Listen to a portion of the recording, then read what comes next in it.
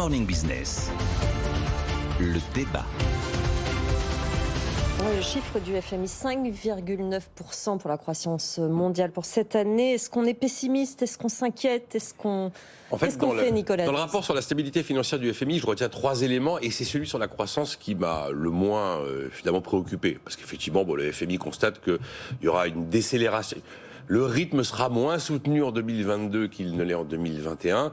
Enfin, la conclusion du FMI, c'est que le PIB mondial en 2022 aura très largement, et là je cite le rapport, très largement dépassé son niveau de 2019.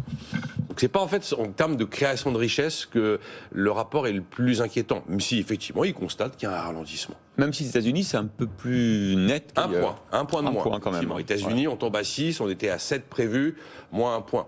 6, c'est quand même pas. Patrick Artus, il dit qu'il y aura 2 aux États-Unis en 2022. D'accord. Bref. Mais il y a 2 autres éléments qui ont retenu mon attention dans ce rapport. Le premier concerne les marchés financiers. Le FMI constate que les valorisations sont très élevées.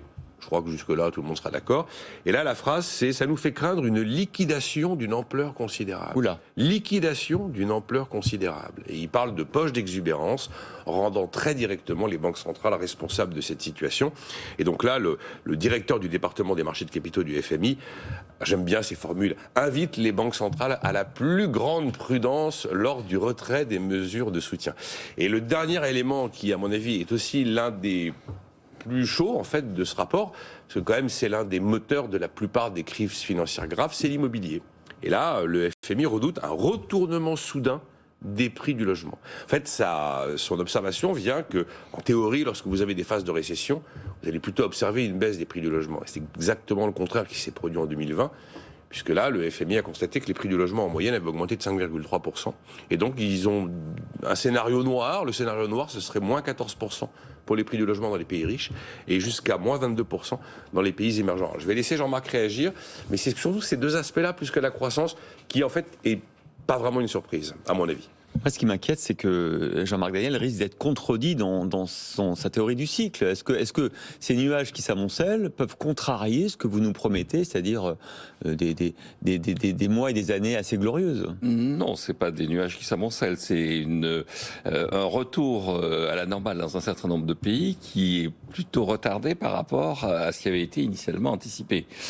Parce que moi, ce qui me frappe, je suis beaucoup moins inquiet que Nicolas sur ces histoires financières. Les banques centrales sont en train de normaliser leur politique monétaire, mais il y a un très bon papier du gouverneur de la Banque centrale d'Angleterre qui explique comment ils vont faire entre la partie quantité du quantitative easing et la partie prix évolution des taux, donc tout ça est à peu près maîtrisé. En revanche, ce que je trouve intéressant, dit le FMI, c'est qu'il y a un vrai écart qui est en train de se creuser, et ce qui est la couverture vaccinale. Ouais. C'est l'écart entre les vaccins et pas avoir des raisons diverses et variées. Et donc, véritablement, il y a de nouveau des pays, ce que dans le vocabulaire de la Banque mondiale et du FMI, on appelle les pays FCV, c'est-à-dire les pays fragiles, en conflit ou en violence, qui sont les pays, autrefois les pays les moins avancés dans cette terminologie, qui sont des pays effectivement qui sont en retard dans leur reconquête de leur position, de leur normalité par rapport à la pandémie. Et donc, c'est encore la pandémie qui dicte la situation dans un certain nombre de pays. Donc, la sortie n'est pas liée là au cycle ou pas de cycle, mais véritablement à la capacité d'un certain nombre de pays de maîtriser la pandémie et à la capacité de l'ensemble de la planète à faire preuve de solidarité. Alors le FMI rappelle qu'il y a des mesures de solidarité qui ont été prises en place, l'ISSD, c'est-à-dire l'initiative de réduction du service de la dette, mais je crois que là, véritablement, l'enjeu, c'est la mise en place d'une logique de solidarité autour de la vaccination qui permettra au monde de s'en sortir. La deuxième chose que je trouve intéressante, notamment dans ce que dit le FMI, c'est que l'inflation ne devrait pas être un problème, et donc on en revient à ces histoires et en particulier, et alors ce qui est intéressant, c'est que simultanément, au moment même où sortait le rapport du FMI, on a eu l'évolution des cours du maïs et du soja, qui sont des cours déterminants pour la vie de l'humanité, parce qu'une partie de l'humanité vit grâce au maïs et au soja, et les cours sont en assez net repli, notamment par rapport à ce qui avait été prévu.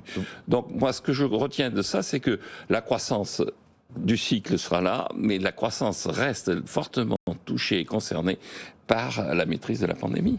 On n'est pas sorti de la pandémie. Non, d'accord. Comme dit la chef économiste, la pandémie n'est terminée nulle part tant qu'elle n'est pas achevée partout. Exactement. 60% de population très belle formule. 60% de population vaccinée dans les pays riches, 4% dans les pays les plus pauvres.